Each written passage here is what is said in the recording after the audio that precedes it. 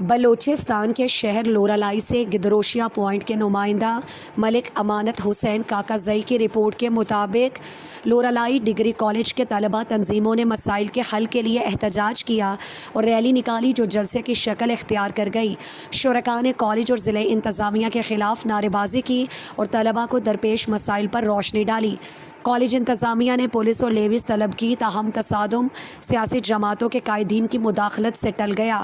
سیاسی رہنماؤں میں نعمت جلال زئی پختونخوا نیشنل عوامی پارٹی، سردار اعظم جان غلط-زئی ANP، شریف ایڈووکیٹ اور ظریف خان NDM، عمر افغان اور عصمت کامریڈ PTM، حمید ناصر اور ولی سباون جماعت اسلامی، پیر محمد کاکڑ صحافی اور ولی درمان تحریک انصاف شامل تھے۔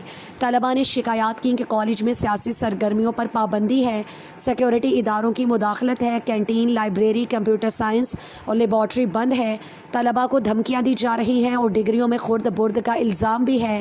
پرنسپل نے وضاحت دی کہ ڈگری کی مد کی رقم صوبائی حکام کو بھیجی گئی، طلباء کو پروونشل سرٹیفکیٹ جاری کیا گیا، کلاسز اور مرمتی کام جاری ہیں، سیاسی سرگرمیوں پر کوئی پابندی نہیں، البتہ ڈپٹی کمشنر کی اجازت لازمی ہے۔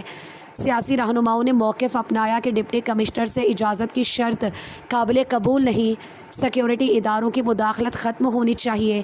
فیصلہ ہوا کہ طلباء مسائل کے حل کے لیے ایک کمیٹی بنائی جائے گی اور اگر مسائل حل نہ ہوئے تو آئندہ لاہ عمل طلباء تنظیموں سے مشورے کے بعد طے کیا جائے گا۔